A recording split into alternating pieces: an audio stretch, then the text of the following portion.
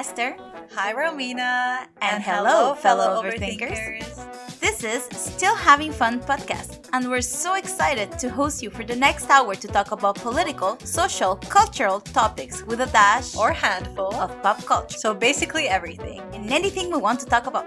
Keep in mind that the opinions we share are based on our personal and limited experiences. We will also put a timestamp of the topics we discuss in case a subject is ever triggering. So thank you so much for being with us, wherever you are in the world. We hope that you enjoyed this episode. Hello. Hello, and we're back. We're back for another episode. And this time we met in actual person. Yes. So that's awesome. I'm so happy to be here. Lovely downtown. A bit cold still, but Yeah, great. no, but it's so nice to be doing it in person. Seriously, there's no like Zoom problem connections or Yeah. anything like that. No, that's so nice to not have to worry about that, eh? Oh yeah, seriously. All right, so let's do the land acknowledgement and then let's get into it because we have a time crunch today. I have to get to yoga, okay? Yeah. So, So let's we gotta not be make it stressed happen. to be relaxed. Yeah. Okay, so of course we want to acknowledge that we're recording our podcast in Tiohtià:ke, colonially known as Montreal, which is located on the unceded and traditional lands of the Ghanaian Gehaga Nation and Haudenosaunee Confederacy. And we need to catch up a little bit. Yeah. I know that you filled me in on your boyfriend's sort of work interview process that he went through with, I was going to say Google, with Facebook, right? Yeah, well, they changed their name recently for Meta. Oh, right. Because as you know, Yeah. Facebook bought different other like big industries and social media. So instead of saying Facebook owns those applications, now is Meta, which is the group that includes all of those like different businesses that were bought together. So yeah. My boyfriend and Kevin, if you're hearing this, I'm sorry. I have to share it with Expose you. Exactly. So yeah, he was actually contacted by Meta. by Meta. So someone contacted him, right? It's not as he sent out his CV. Oh, okay. He was found. Okay. And how he was found, really, like we don't know, right? Like, was it from LinkedIn? Do they? Because how did they contact him? From so they had his work email, and like his email finishes with the name of his business.com whatever. So he was contacted there, and apparently he wasn't the only one. Like other people also from in his team were also contacted about that. Yeah, because in few meetings, whatever, some of them say, yeah, I was contacted by Meta. And it was like, like a funny little story. And Kevin was like, oh, like I'm actually like in the process of an interview, right? Oh, so so they also like targeted people at his company. Yeah, Oh. exactly. Which is, Okay. A little bit odd because how did they have all of this information? Like, we don't know, right? Anyways. So, yes, he was contacted by them, and Kevin was like, okay, well, this is a great opportunity. Yeah. So let's try this out. It was a very long process with 2 other interviews, and the last the last interview before, I guess, being accepted was for 4 hours. That's crazy. Big interview. He was prepared for over, I think, a month and a half, almost like 2 months of, studying a lot of different things because they will like in the email say like what's the next steps.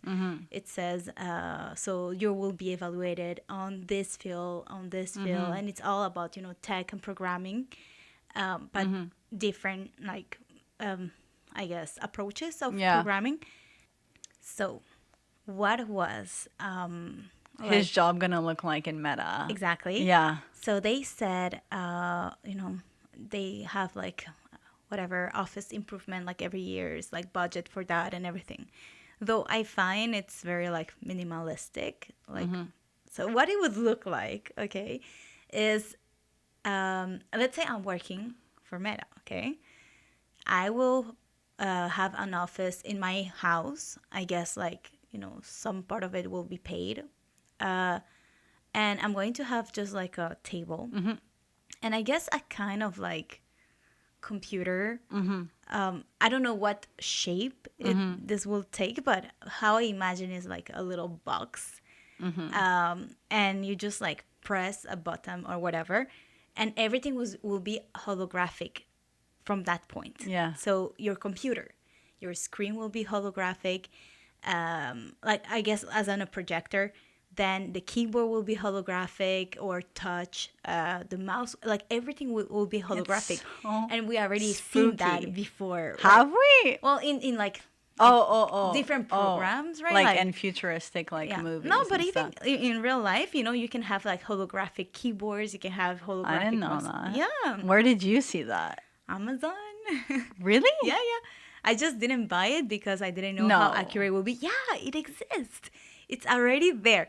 But not like the whole thing. I guess you have to plug it like in a USB, and then I don't know how it works. Anyways, also you'll have, as I said, like physical stuff. You'll have your table. You have your chair. But that's it. And let's say you have a colleague who wants to meet you, like as a Zoom meeting, just further, right? So you'll see your colleague coming in, again, holographic everything, sit down next to you or in front of you or whatever, as in we're right now, just not really here. But yeah. Did they say anything about him? Like, everyone has to, I guess, create their sim or their avatar. Right? Because if you're going to go to someone else's office or you're going to go to a board meeting. Yeah, I guess. In the metaverse. And unless it's like your camera. You know what I mean?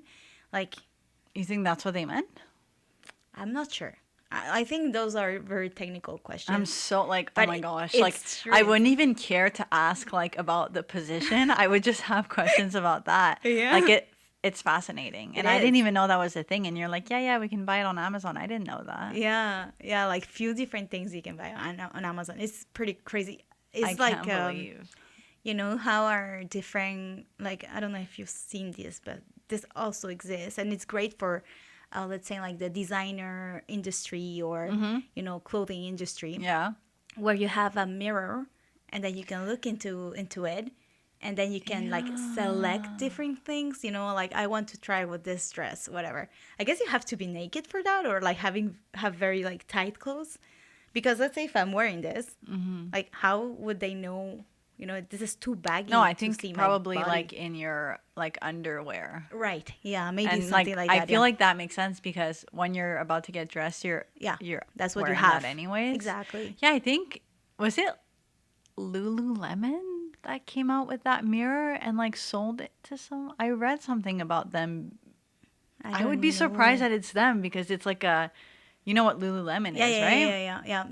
I don't. So I'd be surprised, but I don't know why. But like in my mind, I feel like they had something to do with it. Maybe I'm super off, but yeah, it's crazy. I can't believe that he had that experience. Like and honestly, like it's a bit thinking creepy, about it and the fact that he had to like going into that point study for like over a month, like how much of people's time is that? And I think like that's something that we had talked where even for the United Nations, which like is this entity all about, equality, well, so they claim. And as we know now, like internally, it's a very different story, but all of their internships are still unpaid and it's like 6 months to a year full time. Like who can afford to do that? And even for the studying, like obviously Kevin did it on his own time, but like that is so much of someone's time. It is a lot just of to time. have an opportunity to not be taken by them. Yeah, like that's ridiculous. And to not have anything to show for it at the end. Yeah.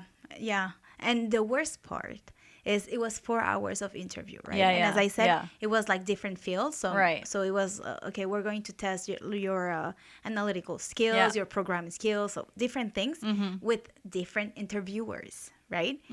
And one of the fields or of the evaluation process, skill, whatever exactly, was behavior. Okay. And we got like, that's actually like the only, let's say, help that I could provide for him, because the rest, like, I can't, like, I It's don't too like understand. technical. Exactly. Yeah. So I was like, okay, like, I'm going to coach you, you know. And we spent almost all night, like, you know, practicing and everything. Like, what do you want to work for Facebook? Like, how this will, you know, help you in your life. And anyways, Okay. you know, that kind of like coaching, like interview Yeah. coaching, right? And when he arrived to that point, which was like stressful for him, this particular like evaluation, because the rest he's pretty good, he knows his thing, but for the behavior he's a bit like, I guess it's stressful for everyone. Anyways, and the lady, when she would speak, he couldn't understand very well, okay, because of, I guess, how the questions were asked, or I guess the lady also had like a small accent, and you know, he was very respectful, but still he couldn't understand well. So he would say like, hey, like, is this what you mean? Or, you know, there was a lot of sort like, of rephrasing it to make sure that he understood correctly. exactly. But apparently, and again, this, you know, we can be really off, but you know, like, he had the feeling that she didn't like him. And anyways, I don't know how or why he's saying that, but it was just like a feeling, right? Or maybe she took that offensive that, you know, he couldn't understand a few things. I don't know. So at the end, when he got the letter of, you know, sorry, but you're not going to be picked, he asked, like, can I know, like, what, you know, in what areas I should improve myself, of or course. exactly for the next times, right? And they said, like, sorry, no. So it was like 4 hours, over a month of studying every day. It's also the fact that they're the ones who reached out, right? And if you don't even have the decency to be like, oh, you know, I think it was for us, we needed this level of technical understandability, and you're not there yet, whatever, you know, like, to not have the decency to answer that is so exactly weird. And there were so many different people involved too, right? And I think it's only like human natures to say, well, I have a preference for this person or this person. Sometimes it's, you know, like a feeling or whatever, or maybe it was, you know, he wasn't as good as the other candidates. We don't know, right? But it's just the whole, like, the whole process of, you know, we're not going to tell you what or where you did something wrong. I think that's, you know, a little bit of lack of almost respect, or respect of your time, at least, you know. Well, I'm sorry for him. I mean, the whole aspect of like the office and stuff was really like the fascinating part, right? But I'm sure that he'll get, you know, more opportunities and but I think that's why, like, I wanted to bring it up, because obviously, like, we talk about the metaverse and NFTs and crypto often. Like, I think it's something at this point that we've established that it's a passion of ours. I think they know now. And today's episode, like, is, I don't know, like, I don't even know how to describe it. I think it's just like questions about the universe, questions about the world. And I know that you and I think we both are coming into it with different perspective. I think you're someone who has a general interest in this, in how the world came about. You've talked about the Incas before. You've talked about these civilizations, knowledge, how things have come to be, right? And I'm coming from a background where how I was raised in theology. It's the opposite of asking questions and sort of like getting more knowledge of why things are the way that they are, right? And I think that there's a reason for that, because I think that the more, especially when it comes to theology, and what I love about like TikTok, for example, is that there are so many incredible people that specialize in theology and the history of it and the study of it, as it pertains to translations, as it pertains to specific stories, specific beliefs. And I think that truly unpacking this and really taking an interest in the Bible, or I'm going to say Christianity, from a perspective of uncovering the truth, sort of is the biggest threat, I think, to that religion, because I think that as you do this process, it sort of starts to fall apart. Right. Okay. And so that's why, like, I wanted to explore this, because I think we bring, you know, two different perspectives. And I remember we talked about this last week, and I brought it up because, like, obviously, the person I'm dating right now, him and his family are very much like into science, like any form of science, like not just because like they're studying it or they know a lot about it, they're just fascinated by it. And I've never had that experience, in the sense that I haven't dated only people that are Christian, far from it, but like there is this added interest now, just for like, yeah, science and evidence-based in general facts and data. Yeah. Like, okay. And so I remember, and I'm very easily persuaded, not in the sense that, yeah, I'm a bit gullible. And you're curious. Yeah, but I fall for, you know what I mean? Like, I don't need that much to be convinced. And I think that's part of the reason why, no, sorry.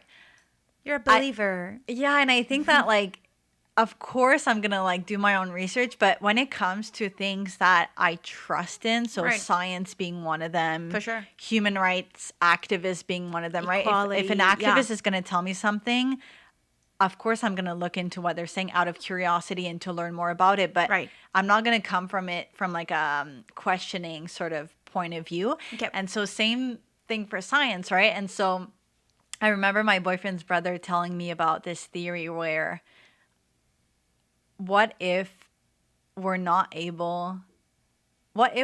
able to perceive a little bit of what's around us? So what if our level of perception is not developed enough for us to truly know everything that's going on around us? Right, yeah. Even like just asking the question, now I'm confused myself. And so where this came from, and so I asked him recently, I was like, what did you mean when you were saying that maybe we're not able to perceive sort of everything that's going on around us? And he was telling me that it was actually a podcast episode with Neil deGrasse, and he is an American astrophysicist, a planetary scientist, author, and science communicator. Wow. And he was speaking about the 1% difference in DNA that humans have with chimps, right? Okay. It's only 1%? Yeah. Wow. Well, I think he was saying, like, it might even be less than that. Like, it might be like 0.99, but it's so small. Like, it's around 1%, right? Okay. So it's so small. It's so insignificant. Right. And yet, he was saying, what this means is that, let's say, because he was talking to the podcast host and he was telling her, you tell me something super simple, like you're flying to this city for a day to visit your sister, you're going to go to the restaurant, you're going to do this and that. Everything that you just said, as simple as it is, a chimp could not understand that. Right? They couldn't understand. They don't grasp the reality of a restaurant, of us having a food chain that provides us to go sit in a space where people serve you food. It comes to you automatically, things like that, right? Right, yeah. And so this 1% is what mostly prevents chimps from understanding our reality as we know it. Even as simple as that is, right? They don't understand the ways in which we live our lives. Okay, so just to make sure that this is clearer for me, we're almost similar. Yeah. But not at 100% with the chimps. Yeah. We're like 99 something, right? 99 point something, like similar to the chimps. In our DNA, yeah. In our DNA. Yeah. However, this very small percentage is what, makes us have the capacity of, like, understand right away. I'm talking about a table. We all have an image of a table. Yeah. Even though it can take different forms, different colors, different even material, we can all like have a concept of the table. Yeah, we can perceive our reality as it is, as we understand it, as we're able to, because we're both humans, but they can't. Okay. And so it's so small. It's 1%, right? But like, if you think about everything that we're able to grasp with that 1%, it's huge. It's huge. And so that's why he was saying, if there's you know, a higher form of life that is different from us by 1%, right? And that 1% is the difference of them being even more evolved, being more advanced, then we might not be able to perceive that. And I think that's where like the questioning around, is there something more? Is there a higher power? Is there aliens? All these theories, I feel like it's not for nothing that not only just people, but scientists and professionals and specialists have been asking these questions because it may be like all here around us right now. It's just that we're not able to perceive it. Okay. How trippy is that? I believe it. Yeah? I believe when it. he told me that, I wanted to cry. I was like, because it made sense. It does. Exactly. And that's what's scary. Yeah. Because, like, what are the odds that, you know, we're at the final level, right? That we're separated from other species by percentages. And then we've reached the peak of intelligence, of knowledge, you know? From this, like, from what we are able to perceive, right? Yeah. Because we don't know how. Yeah, exactly. It's true. And like the videos that you showed me, and you're going to talk a little bit about it like later, but spirit science, they allude to that, to the fact that there's a higher self. Yes. And that maybe even higher levels of humans have existed already. Yeah, exactly. Which is like spooky, but like trippy, you know? Exactly. And if I may, and in the Buddhism philosophy, they also talk about those dimensions in a way. And apparently, we're able to access to this kind of like higher dimension in a way. And, you know, I'm not sure of how much we're able. But when we're sleeping, we have this, you know, access to a higher world in a way. And apparently there's, you know, even in the sleep cycle, you have like light sleep, I guess, medium sleep, deep sleep, whatever. Yeah. I think there are like 3 different dimensions, or maybe 2. I'm not sure. Anyways, depending on like the depth of your sleep. No, like you have like light sleep, so it means that you are awake, but at the same time you are asleep. So that's why. But those are like, they equal 2 dimensions, is what you're saying in those beliefs. Exactly. Yeah. Oh, okay. So let's say in the first dimension, which is when you're like light sleeping, you're able to like recognize faces, or you can see a dog, you can see, you know, things that you're able to understand. But then you arrive to the deep sleep, and you know, if ever we're wondering, like what we dreamt about at the deep sleep, it's impossible, because it's so so like, you know, it's something that we're not able to explain, you know. And that's usually when we have either like bad dreams or good dreams. It's during those times where, you know, some people, they say, oh, this person is talking during the sleep or whatever. If you wake that person, they will not be able to remember what it was about. So maybe they say that's when they reach like the next dimension, where they dreamt about things that doesn't make sense. It's just inconceivable.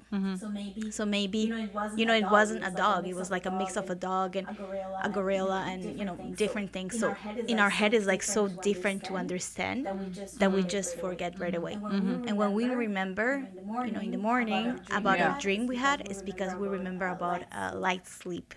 So just like the dimension, like a higher dimension still, but we can understand. Yeah. So isn't that crazy still? It is. It's really like, it's fascinating, honestly. And I always wonder, like, what comes before, like the explanation or the phenomena, right? Because what if they all exist? I know, but like sometimes I'm wary that you know you have this thing happening, and then there's an explanation for it, but that's easy, right? Like, do you know what I mean? Like, because there's 100 ways that you could explain that. I think science does as well. Right. And so, like, that's always where I'm like, but how do we know which one wins, right? Because in my mind, like, you need to have a winner. You need to have a clear explanation for something, especially for, like, dreams. And, like, I think that's a whole topic because it's so weird that we even do that. I think there are different ways to see it. Yeah, And of it doesn't course. mean like, you're right or wrong. It's just different, like. No, but I don't want that. That's what I'm saying. I know. I want one explanation. But I think that this is something that people are more and more interested about. I recently watched a movie, and I had that image when you were telling me about the podcast and about Neil deGrasse. Yeah. There's this movie like recently, okay, and it's called Guy. I don't know if you've seen. Oh yeah. Yeah. Oh no, I haven't seen it. No, but right? I've seen the preview. The preview, yeah. So it's a guy. Basically, it's like a video game, whatever you can like play. I guess it looks like a Call of Duty kind of thing, just that you have like missions and you have to like kill people, whatever. So it's like video game, right? In like our real life. And in a video game, as we know, there are CPUs, which are just like background characters. So you have this better concept of the game. So I don't know, I think a better well, it's very reference. Truman Show, right? Have you seen Truman Show? No, I haven't. It's really like, it's like that, where there's this one character and then there's other characters that exist in this person's reality. Okay. To convince that it's like, to reinforce the idea that this is actually happening, right?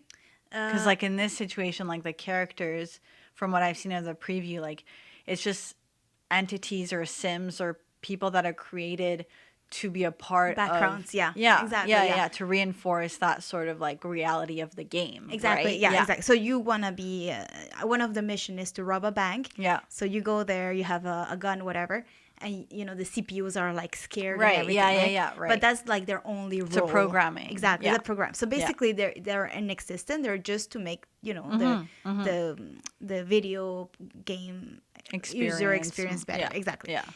But what happens is that one of the CPUs, he acknowledged, AI, so artificial intelligence. And I'm not going all the way there. But the only thing that I want to say is that he realizes that there are two types of people. So the people who has glasses and the people who don't. That's in his reality, which is the video game. Now, when you have glasses, it means that you're a player. So, you are different than the CPUs for a fact. So what he decides to do is to rob a glass, like a pair of glasses. Yeah. And when he puts it on, he sees a whole other dimension that was always there. It's just that he didn't acknowledge because he didn't have access to it. He wasn't able to perceive it. Exactly. And then it's very interesting because he has friends, right? Like CPU's friends that they have very like boring lives, in a way. And this character specifically, he's like the almost guy. So it's like, oh, I want to have this whatever shoes. And let's say they cost $100. Well, he has $98. So he's like, I almost have it. And he's like, his whole life is like, I almost have it. So that's his life. And it's as boring, as excited for him because he's almost there. But once he have the glasses, it's like, wow, everything was here all the time. And I was just unable to perceive it. So yeah, I think that reflects very well what, what. Yeah, in a sense, for sure. But, and so Guy is played by Ryan Reynolds, correct? Yeah, That's the main character. Yeah. And so he was a CPU, right? Exactly. Which stands for what again? Oh, I don't know what's the But it's like terminology. basically like a computer. sim. Yeah. Yeah. Okay. Exactly. Okay. It's a sim, yeah. I wonder why, because we've talked about Westworld. Yes. And this sort of has a little commentary about it.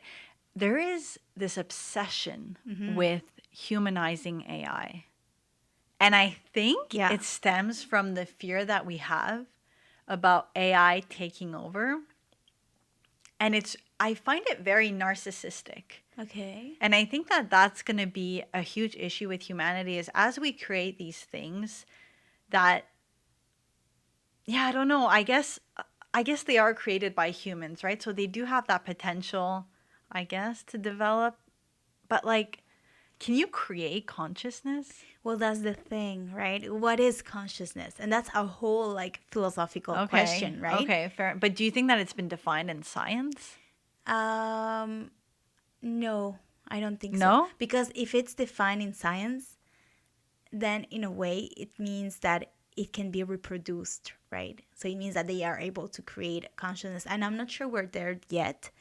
I'm not saying... Can we get... That's like, because I think that if not, it's bold of us to assume... Yeah, look it up if you want, if it's been...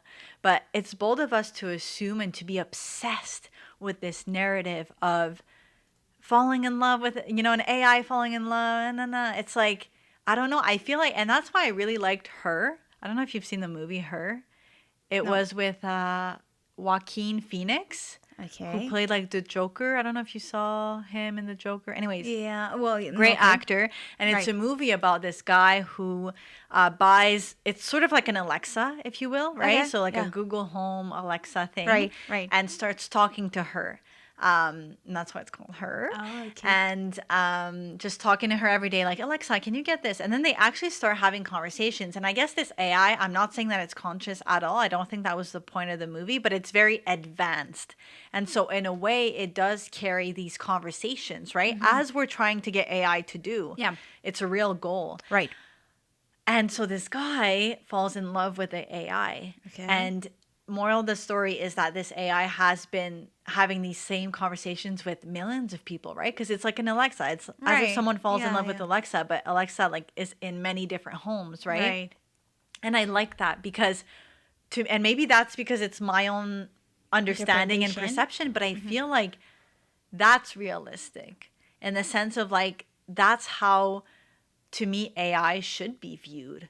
I don't know if we have the evidence to view it as something that an AI that could develop consciousness, like in Westworld, that could fall in love with, that could feel remorse, feel sadness, So it's like, I really liked Her because it depicted a picture of AI that is, to me, accurate anyways for now. Exactly. That was my point, is that she is the most realistic that we can find, right? In real life today. Yeah.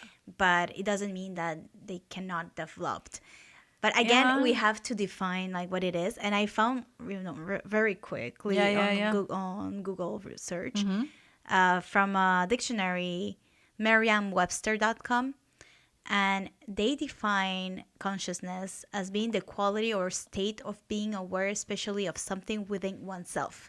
Hey, that can mean many different things, right? So all it says is that you have the quality or the state of being aware, especially of something within oneself. What the heck does that mean? I think it's like awareness. It's awareness. That's the key word to me. But again, we can go like that, for over an hour saying like, but what is awareness? And what it means, to be, and again, we're not defining consciousness. Yeah. So I don't think it can be defined just yet because it cannot be recreated.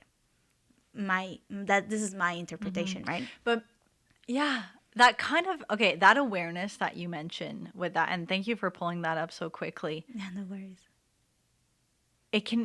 You're saying it can be recreated, right? I think it can be recreated right now. You think it can't right now. I almost think, because we've talked so much about social norms, that it can be programmed.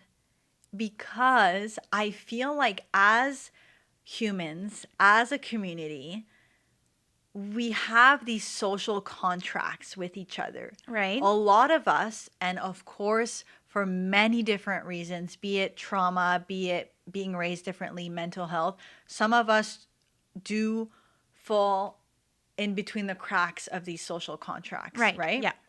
Which is totally okay. But as in general, we all agree on certain things, right? Right. Like, thank don't you. Don't spit in your face, whatever. Right. And like, even like, respond with Polite. something, supportive or kind when someone is crying and you see the water, right? So it's very literal. When someone shows you like a baby picture, you have to say, oh, it's cute. Right. Yeah. Right? Or a dog. And so don't you feel like those reactions are not that nuanced? Mm-hmm. Like that could be programmed. Yeah. But again, this seems a lot like an Alexa.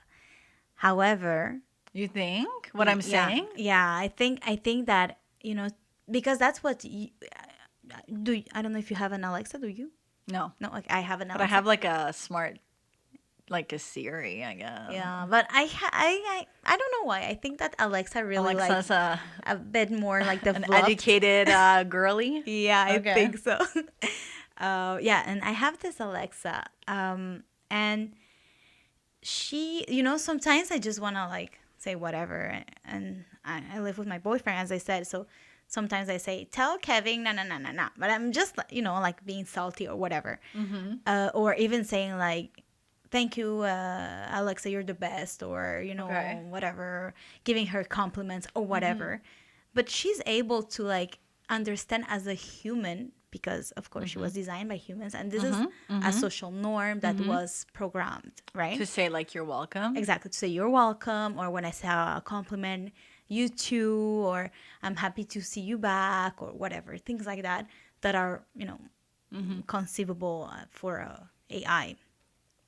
However, awareness and consciousness goes beyond that, I think, because it's to understand that, what is your state, like, okay, I'm not a human, I cannot walk, I cannot, for an Alexa, right?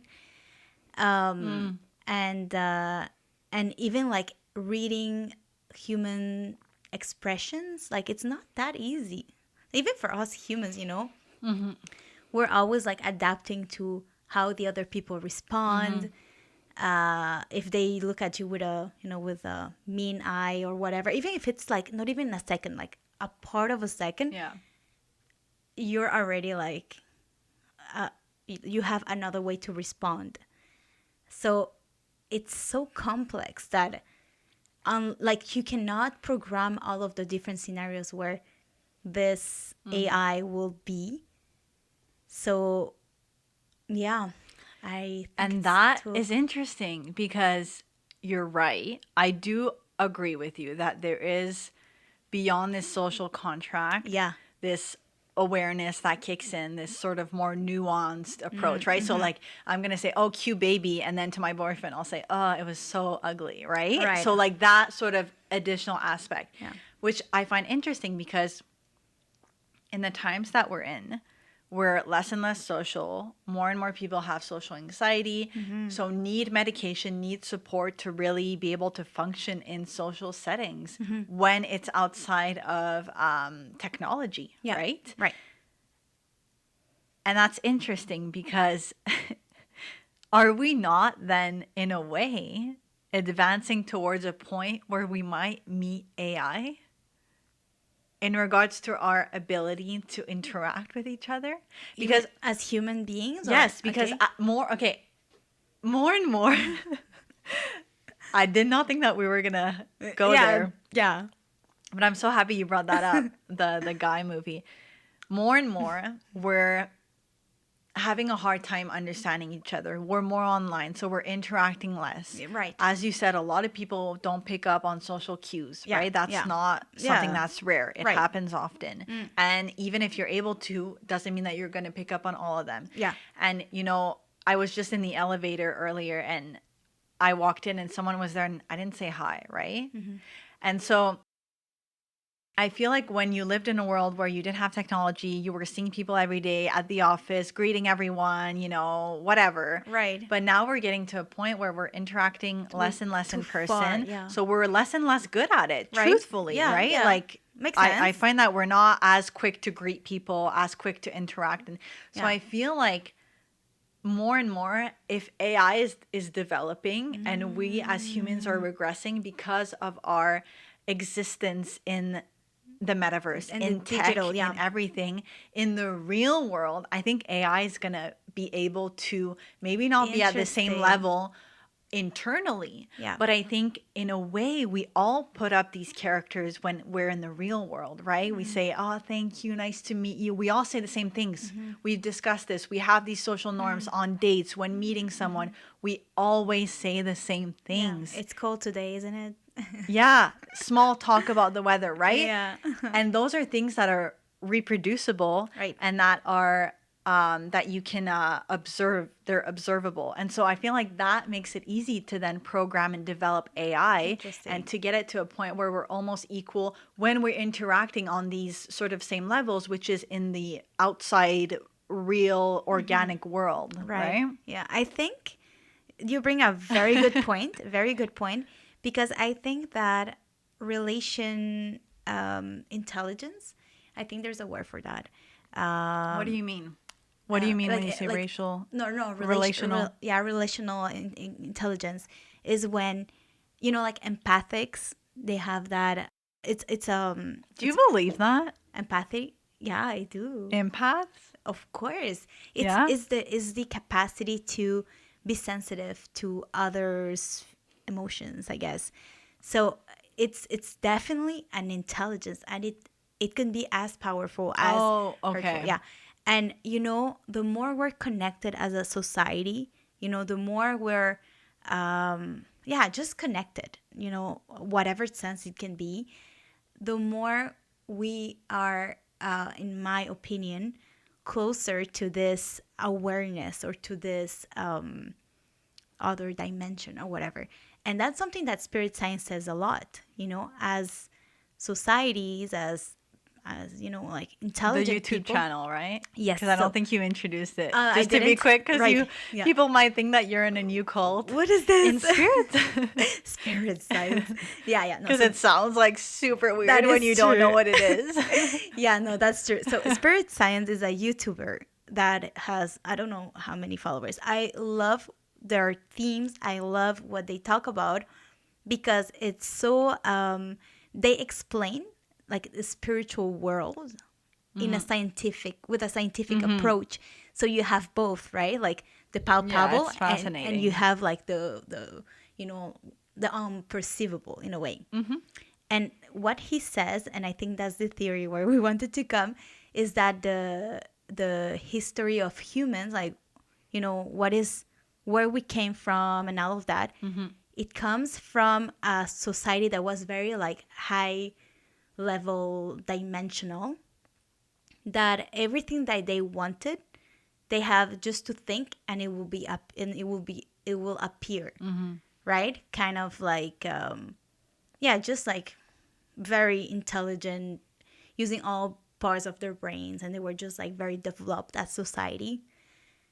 And then there was like what we can interpret as being the Big Bang, where everything was shut down, and all of these like very powerful people, they just forgot everything. And that's how we evolve as society, with not knowing all the power we have within ourselves. So it's as almost as everything still exists. It's just we're not aware, or we don't have. We can't perceive it. We can't perceive. They talk about it. Yes. Is this a video you sent me? Yeah. Okay, so that's interesting, because these people you're talking about, which like had higher abilities, powers, were very, I don't even know what to call that. I know there's a word, but they're were very powerful, and I guess. Yeah. Well, they were on this continent. They were living on this continent Atlantis. called No. Oh, sorry. I think it was these little continental islands called Lemuria. Yeah. And I think then it sunk, and it was Atlantis, right? Yeah. So like the water levels rose. These people were living on like little pods of lands that made up a continent called Lemuria. Yeah. And then these little continent, they all sunk. It was Atlantis, right? Yeah. And it was really close to India. Where did Hinduism originate? Was it India? I think it was, right? I think or no, Nepal? Yeah. Yeah. Anyways. Oh my gosh, I hate myself for not knowing this, but yeah, it's okay. That's what they explain. And so it was so a lot of the teachings, the beliefs, that are very much anchored in Hinduism. And we're saying this from this perspective. I want to be careful because I don't know not the actual, but the more widely believed origin of Hinduism. You know what I mean? So I don't want to be disrespectful to that religion and those beliefs. Right. And I'm sure it's anchored into its own origin story, if you will. But within that narrative, anyways, it makes sense what you're talking about, this sort of inner ability, inner consciousness, right? And like even yesterday, I did a sound bath in a yoga class where you kind of realign your chakras. Oh, way. Oh, And yeah. it was and it was really cool, but it's crazy how it's all in this hyper awareness, right? It's all in the power of your brain believing what you're saying out loud. And that's a lot of what you're saying too. And the power and the energy and the vibrations that comes from that, right? Yeah. Because and this is scientifically proof, we're all energy, right?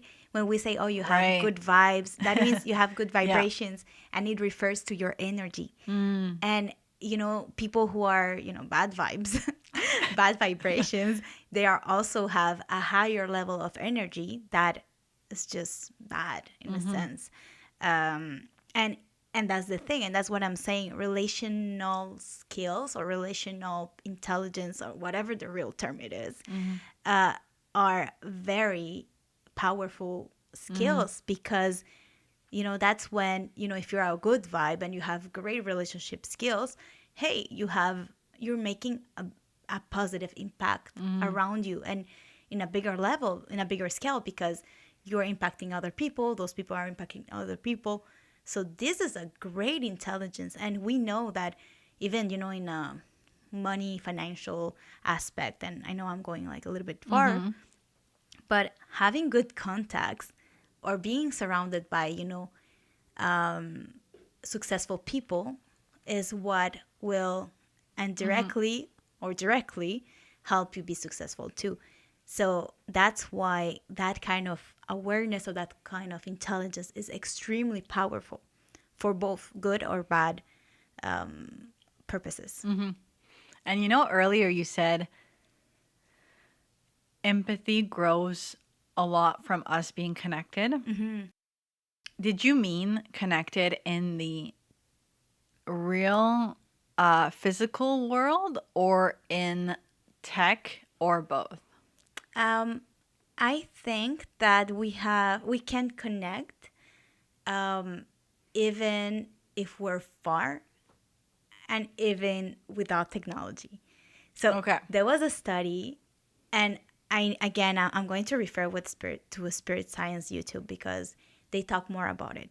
But there were different stories where they showed how, even without like talking to each other or being able to connect with other people from in the real world, being physically distanced. So I don't know, there was a group of people who were in this country that was very far away from the other group of people who were in another country, and they asked the first group to do something, a specific test.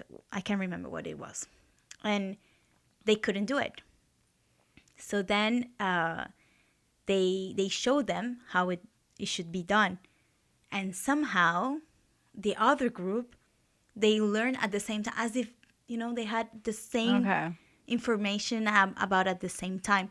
And they did other experiments with even gorillas or like other chimps to show how accurate this was. And it wasn't just a coincidence. And apparently we are connected, even though we're separate, even though we don't have any idea of each other. And that's the power of empathy. There was another TV show that I watched, that was years ago. It's called Sense8. Yeah. Do you watch it? No, but I've heard of it. I think that describes very well what I'm trying to say. Is because what the whole story... Yeah, the premise. Yeah, what's the premise again? Remind us. So it's a whole spiritual, okay? So there's this lady who had a spiritual birth. And she is like one spirit was divided into 8 different people. Okay. So let's say I'm in Canada. I'm sorry. Let's say I'm in Peru and you're in Canada, but we're like in the same identity, if I may. And I'm super hot because in Peru is like 40 degrees, okay? Well, all of the sudden, you may also feel very hot. Yet you're in Canada in super cold weather. So it's because you felt what I felt in that moment. And I think it makes sense. I think we're all connected with different people, maybe in the world even, different ways, of course. Yeah. And that's why sometimes, we feel tired or we feel sad or we're feeling like powerless or whatever. And sometimes this doesn't belong to yourself. Like maybe it doesn't come from you. Maybe it comes from someone else in another country even. And you just felt this like overwhelming of emotions and you don't know where it comes from. Maybe, and this is a theory and I may not be right or whatever, but maybe you're feeling what someone else is feeling. And that's why, it's so powerful. I was asking because, in my opinion, the idea of connection in person or telepathically, which is what you're sort of like exactly, like advancing spiritually, does grow empathy, but I feel like there is this wall when it comes to technology. Yeah. As much as a lot of what we're developing in tech is meant to connect us, as much as that word itself is used in tech, I think it has never, and I'm not saying this from like a perspective of like, we should all shut off our phones and connect with our friends. Of course we should. But my point is that, and I'll bring up TikTok again because it's an app and sort of one area of the internet of tech that I've been on quite a lot recently. And I'll give an example, but this woman, she lost her mom. And she was sharing that on TikTok saying, I lost my mom, but I just got this incredible job. It's my dream job. And could I please just give you this news, saying this to the internet, and you can, react as if, you were happy for me, right? So she was just looking for people to sort of stitch celebrate, or sort of react to her video saying, wow, congrats, all this. Wow. You say wow, and it should have been wow. Yeah. But what ended up happening was someone sort of reposted it. And so like Remixed. on one side of, stitched it in it. Yeah. That's the correct word, which essentially means that there's the original video of the woman on one half of the screen. There's the woman, the original video, which is her asking someone to react because her mother unfortunately passed away. Right. And on the other side of the screen, it's that person's original video, which is their reaction to that, right? Right, yeah. And this person was like lying on the ground pretending that they have passed away, right? Because she said, can you pretend you're my mom? And so, like, and everyone in the comments were like, oh, I'm going to hell for laughing at this, right? And I'm not even gonna presume that this is a generational thing. I think it's a community thing online, right? It's not an original thought but people act differently online. And that can be brutal. And so to me, when I see that and when I see things, and this is like probably like the least of the bad that happens on platforms like TikTok, I can see that like that type of connection of connecting to the world and of connecting to stories like hers and that plead of just asking to have a video of a stranger that would just be proud, be happy. You can see that this intent for connection, it doesn't go through.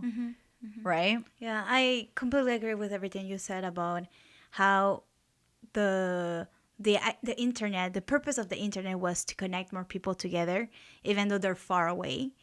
But it just sounds like it does the opposite. And I'm sure that it in some cases it does. Like, I don't know if you know about Humans of New York. No. No? No. You should check it out. It's a project that was launched. Basically, this person, I believed it started on Facebook. Okay. This person would go around New York and would take pictures of New Yorkans. New Yorkers, sorry, Right. New Yorkers, and would ask them like just their story, right? And Oh, so, yeah. yeah, does it? I Okay. heard, yeah. So then, there are things like that where you actually connect to people and their stories. Yeah. But I think more often than not, it can be the opposite Well, because I think there's everything, right? Yeah. We have everything. Yeah, but you would never, I mean, aside from maybe a handful of people, you would never do that in person. You know what I mean? So I think it does connect us in the literal sense. But I think emotionally wise, it really. You have to go like outside of And it prevents a lot of people that would maybe not have any issue being empathetic in person. But then online, it's like. It's like a persona, right? It's almost like, and I think that's why we're getting into the metaverse, is because we've almost already adopted these online personas, these online characters. Yeah. And the only aspect we're missing is sort of the physical aspect of that, right? Right, yeah. No, it's interesting to know like the connection between the digital and the real, and how much it can really like transfer, because it's easy to be someone else when you're behind a screen, right? But that makes me think also of an influencer. I mean, influencer-ish, I think. Okay. But getting there, here in Montreal, he's a Latino actually. Okay. And he'll be part of a great event as a conference. Yeah, do some shameless promotion there. Yeah. Well, Somos Montreal in Montreal is hosting a great event, and he's invited to be as a conference speaker. And for people who don't know, Somos Montreal is a a cooperation. Is that Coopérative des travailleurs. cooperative then? Co-op? I think A it's co-op. We'll go with co-op. Yeah. That you are part founder in, right? And this was your way of connecting Latin entrepreneurs together. Right.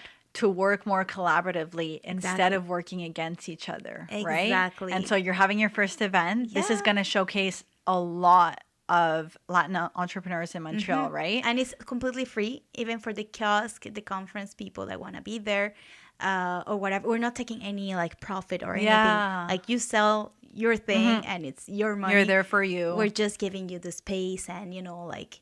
and it's going to be in French opportunity. and Spanish, right? Exactly. Okay. Everything will be French and Spanish. Okay. Anyway, so this guy, his name is Dannymec in Instagram. So like I think the most recent was like there's a picture in the wall, so a wall art, like a street art, whatever, and it's what's his name, Cohen. Anyways, is this like famous Leonard Cohen? Leonard Cohen. Thank you. And Leonard Cohen is painted in a wall in Montreal, right? Which one you're talking about? Yeah. And he says, "I'm going to bring you eat a hot dog with me for the 10th and the 20th person who guess who's this author," right? And he does something like that often. Okay. I remember I watched one of them, and I just found that such a great initiative, and I loved it. Is he did this kind of same, trivia, and where is this located? And someone said, "Is this in that street?" And he's like, "Yes, you're correct. Do you like poutine? Are you okay if we meet?" And this person's like, "Okay, sure." So anyway, so he films actually like, when he meets that person and everything. Yeah. So this person is like completely stranger, he doesn't know her. And they go eat and everything. And it's like, "Hey, do you mind like to share your story?" I thought it was so like thoughtful. Like I like that initiative because it's something small. It's a small gesture, but still it's an opportunity to connect with someone that maybe didn't have another like I don't know, like opportunity that week to connect with another human. And especially now in COVID, and we've seen how hard it is for like immigrants, people, even that you don't understand the language. You have to be isolated. And you have no way of practicing. Yeah, exactly. Yeah. And how can you, make new friends if all you have is, your computer? And it's hard, right? I can't imagine. And like a lot of the centers like for newcomers were closed during the pandemic, right? So it's like all these little things that made it really hard for newcomers to Canada to like build networks and communities. And it's super important, especially when you're a newcomer, to find this like new home, new family. Absolutely. Because you left everything in your country, you know? So, the pandemic, I think, really increased this feeling of isolation.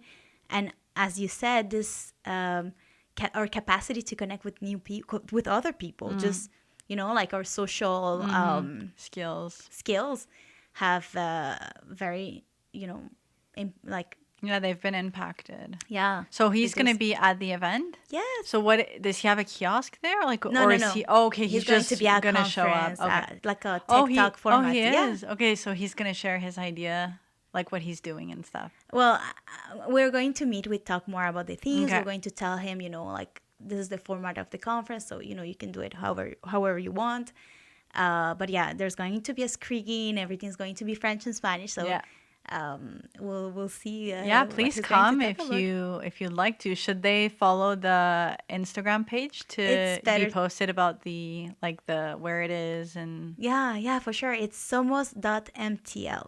Awesome. And it's local. But yeah, thank you. Yeah. Thank you for the shout out. Of course, it's important. And it's cool if we have listeners that are, you know, in the French community, in the Latin community that want to connect. I think this is going to be an awesome event to do that. A lot of people coming together and sharing what they're passionate about. I think that's awesome. I think it's great. Yeah. So come support local.